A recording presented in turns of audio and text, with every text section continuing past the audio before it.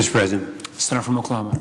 First of all, I thank the minority leader for his comments. They said before he came in that there's no issue that is more meaningful to our people in Oklahoma than health care.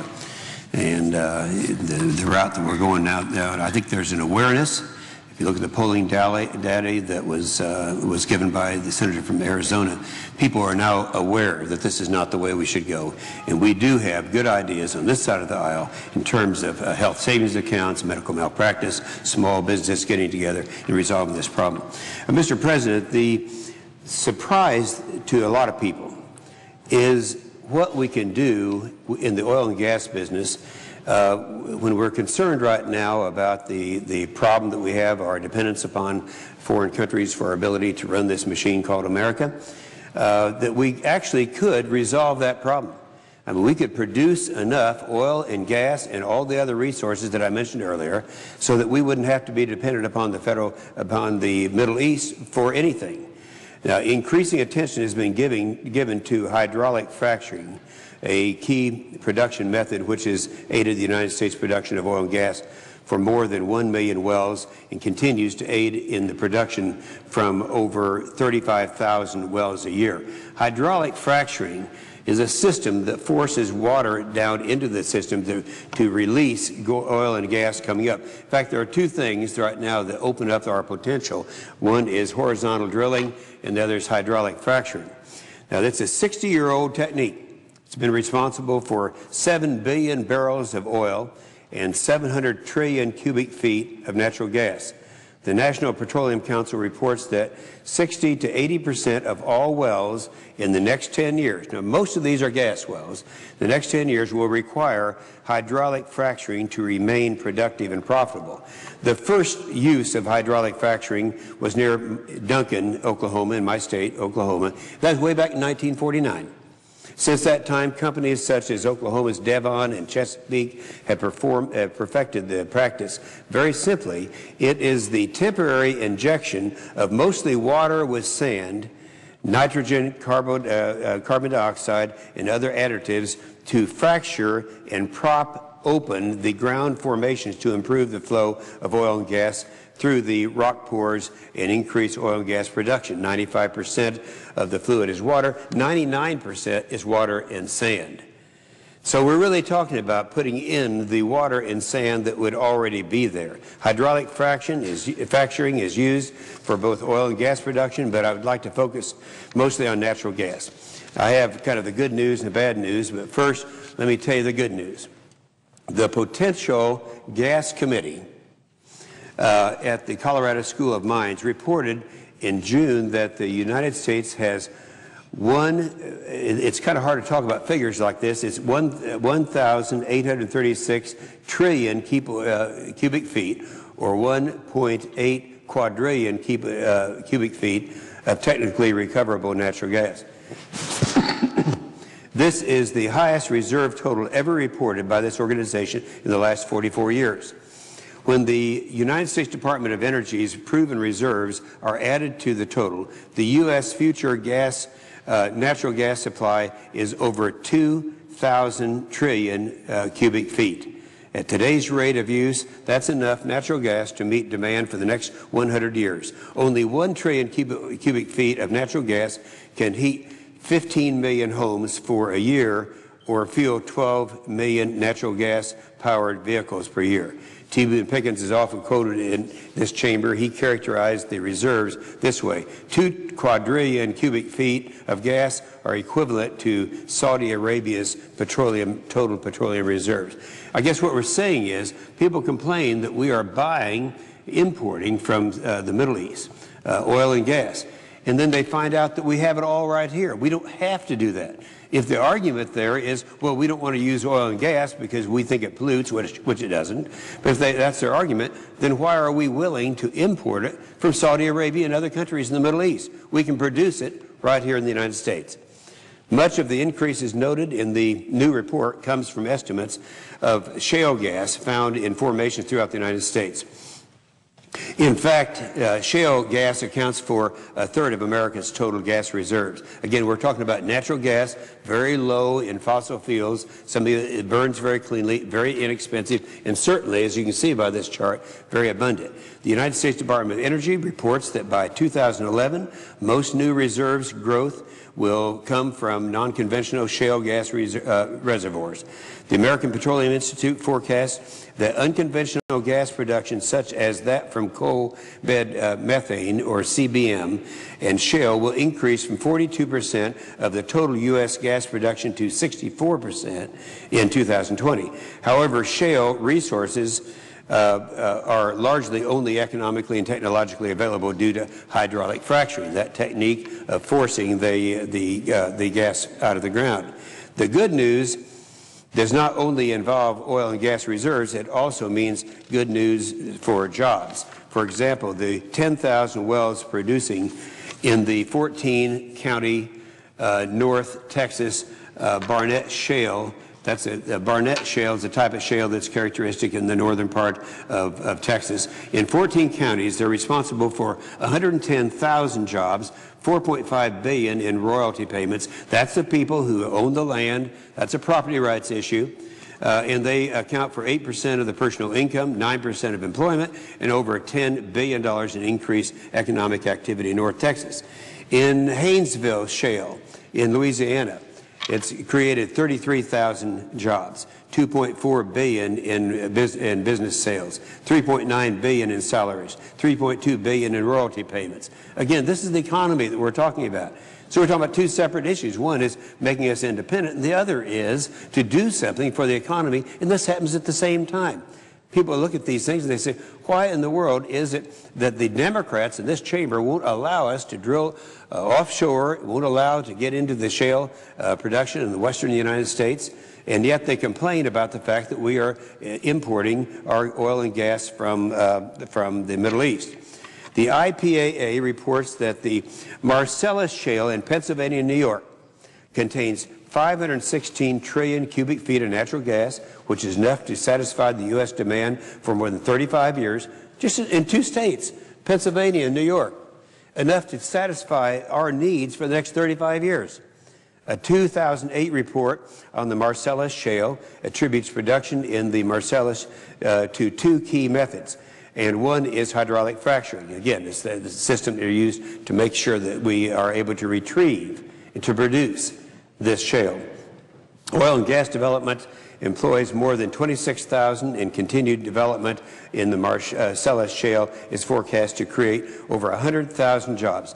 These jobs pay more than $20,000 above the average annual salary in Pennsylvania. So there you have New York and Pennsylvania, two states where they do have problems, economic problems, and this is a way to produce 100,000 new jobs, and those jobs average $20,000 a year, more than the average job in Pennsylvania and in New York.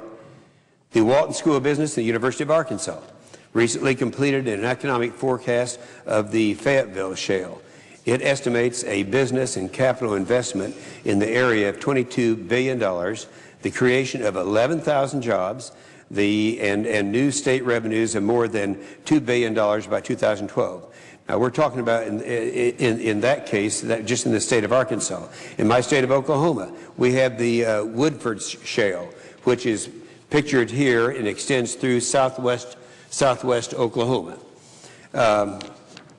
In Oklahoma, exploration for natural gas accounts for 80% of the state's energy production, and over 50,000 people are directly employed by the oil and gas industry.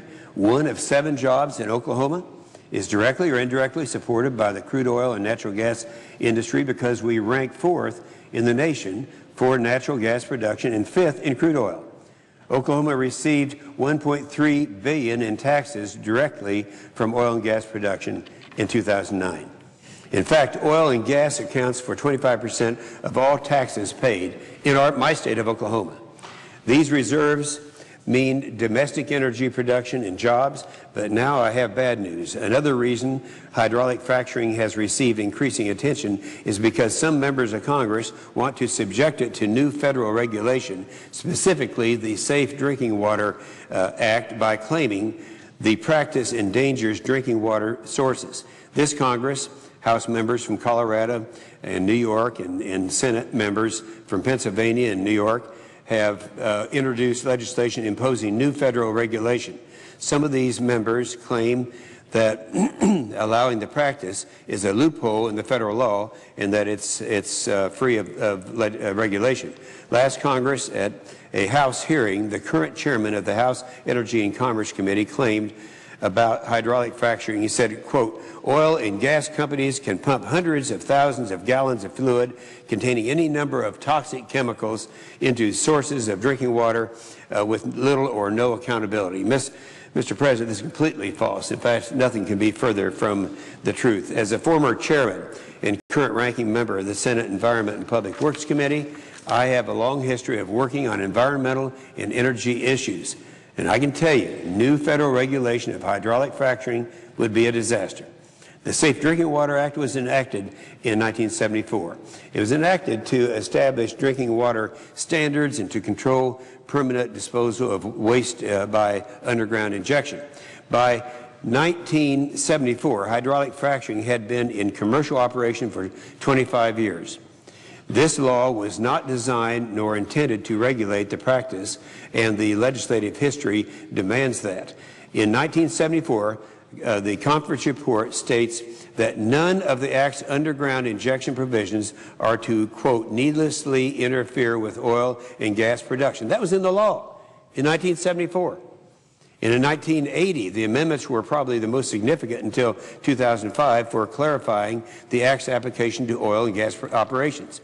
The 1980 amendments created a new section, that was Section 1425, to allow states to regulate underground injection from two types of oil and gas operations known as injection wells and disposal wells. However, given the chance to additionally address hydraulic fracturing, Congress declined. In 2005, in the Energy Bill, Congress specifically clarified the Act is not intended to apply to hydraulic fracturing. So everything all the way up from 1950 all the way up to the present time was saying that the Act was not intended to apply to hydraulic fracturing. There are a myriad of federal statutes, such as the Federal Workplace Rules, the Emergency Planning and Community Right to Know Act, the Toxic Substances Control Act, among others, which regulate the storage and disposal and transporting, handling, and reporting of chemical use. Federal law requires disclosure of any release to the environment. Those statutes overlay state laws, which also include extensive rules permitting oil and gas drilling and production. No state has been required to regulate hydraulic fracturing under the Safe Drinking Water Act, with the exception of Alabama. The 11th Circuit Court in Alabama, the 11th Circuit Court, issued an opinion in 1997 ignoring legislative history, oil and gas industry practices, and the clear text of the law, finding that Alabama should subject hydraulic fracturing in coal bed methane production to the Safe Drinking Water Act. However, hydraulic fracturing has not been subject to the Safe Drinking Water Act and is not correctly governed by the Act. Now, I'm not alone in this opinion. President Obama's energy czar agrees with me. In 1995, as EPA administrator, that was during the Clinton administration, Carol Browner wrote in response to litigation that federal regulation is not necessary for hydraulic fracturing. She correctly made the point that the practice was closely regulated by the states, and EPA is not legally required to regulate hydraulic fracturing. The most importantly, she further wrote that there was, quote, no evidence that the hydraulic fracturing at issue has resulted in any contamination or endangerment of underground sources of drinking water.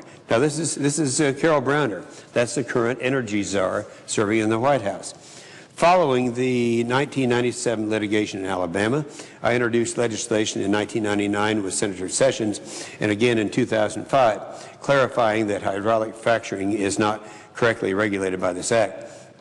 In March of 2002, the Senate spoke on this issue, voting 78-21 on Senator Bingham's amendment, which I co-sponsored to study, quote, the known and potential effects on underground drinking sources of hydraulic fracturing. That amendment ultimately did not become law, but in June of 2004, the United States Environmental Protection Agency gave us the answer. It issued its lengthy report, which EPA began in late 2000, to determine if underground drinking water sources have been or are endangered from the use of hydraulic fracturing from coal bed methane production. The EPA study of coal bed methane wells is particularly important because the CBM wells are shallower, meaning that they would be closer to the underground drinking water sources than other conventional or unconventional oil and gas well production. In other words, the other production is down much deeper, and that which is used, the technique of hydraulic fracturing, these are deep wells. In fact, most fracked wells, that's what they're called, are hundreds of thousands of feet deep and well below drinking water sources. In this 2004 report, EPA conducted a review of all 11 major coal basins across the country and of 200 peer-reviewed publications. It reviewed 105 comments in the Federal Register. It required information from 500 local and county agencies in states where CBM production occurs. It interviewed 50 local and state government agencies, industry representatives, and 40 citizens groups, which alleged drinking water contamination from hydraulic fracturing. After completing its four-year study, the EPA concluded that, quote, the injection of hydraulic fracturing fluids into CBM wells poses little or no threat to underground sources of drinking water and does not justify additional study at this time. EPA had planned to study contamination in a two-phase study. Following these findings, the EPA did not even initiate the second phase study. In fact, it was so strong that they didn't even do the next study. Now, this is a very strong statement. In fact, in hydraulic fracturing's 60-year history, there has not been a single documentation of any kind of contamination. Mr. President, that's 60 years.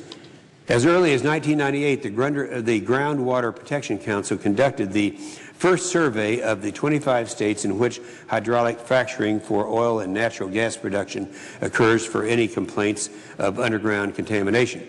The survey reported no instance of contamination from the practice. In 2002, the IOGCC, representing 37 states, conducting its own survey, making the same findings. On June 12th, the Oklahoma Corporation Commission addressed the issue of hydraulic fracturing again in correspondence with these 37 states. The Corporation Commission wrote that it has been regulating oil and gas drilling and production for 90 years, which has included tens of thousands of hydraulic fracturing operations over the past 60 years. The Commission wrote, you ask whether there has been a verified instance of harm to groundwater in our state from the practice of hydraulic fracturing. The answer is no. States have been regulating oil and gas exploration and production for years. The Department of Energy and Groundwater Protection Council released a report in May titled State Oil and Natural Gas Regulation Designed to Protect Water Resources, where it describes state regulations which require multiple barriers, casings, and cement reinforcement to protect against groundwater contamination. Fracturing involves removing thousands of gallons of water from the well, which includes the fracturing fluids. Once these fluids are returned to the surface, regulations require they are treated, stored, and isolated from groundwater zones. All these processes together work to significantly reduce the risk to the groundwater. The DOE and then this groundwater protection group report ultimately concluded that federal regulations on fracturing would be, quote, costly, duplicative of state regulations, and ultimately ineffective because such regulations would be far removed from field operations. Equally interesting, the report also concluded that, and I'm quoting from the report, keep in mind this is the Department of Energy and the Groundwater Organization, quote, the only alternative to fracturing in reservoirs with low permeability, such as shale, would be to simply have to drill more wells. In other words, if we're not able to get these wells that produce a lot of shale, you'd have to drill a lot of wells in their place. These findings mirror the EPA's 2004 report of hydraulic fracturing in CMB production. EPA noted that fracturing involves the removal of thousands of gallons of groundwater. This removal includes the fracturing fluids and the possibility that fracturing chemicals affect groundwater. EPA also concluded that the low permeability of rock where hydraulic fracturing is used acts as a barrier to any remnant of fracturing chemicals moving out of the rock formations, as has been proven. None of these findings are new. In 1980, in the 1980 amendments to the Safe Water Drinking Act, Congress acknowledged, quote, 32 states that regulate underground injection related to production of oil and gas believe they have programs already in place to meet the requirements of this act. States should be able to continue these programs unencumbered and with additional federal requirements, unquote. Now, we need to recognize that in considering additional federal regulation, we are experimenting with disaster. In January, the DOE released a report by the Advanced Resources International, which evaluated the economic and energy supply effects on oil and gas exploration and production under a series of new regulatory scenarios. One scenario evaluated effects from new federal regulation of hydraulic fracturing. According to the report, the largest cost for new unconventional gas wells would be from any new federal regulations on hydraulic fracturing. The report concluded these costs would amount to an additional $100,000.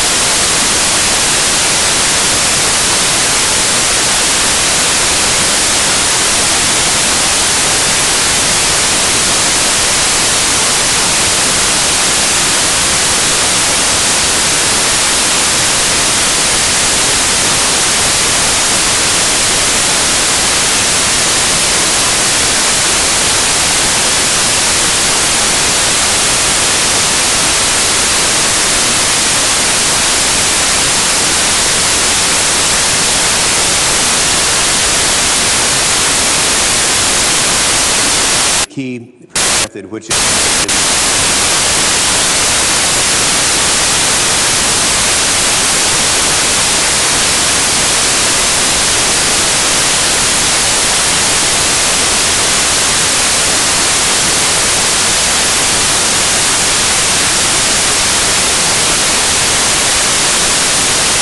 drilling.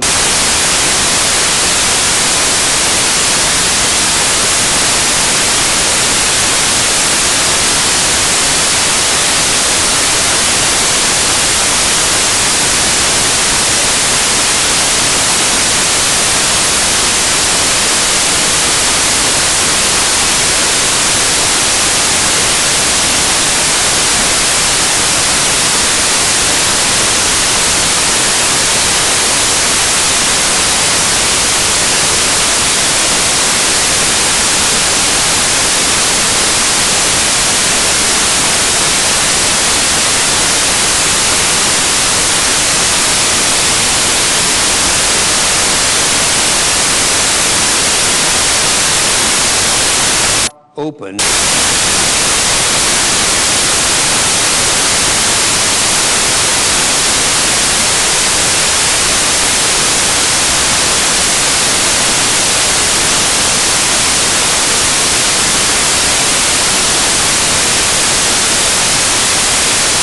Hydraulic.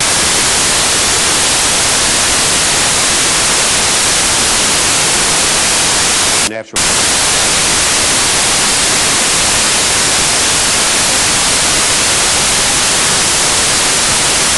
Potential.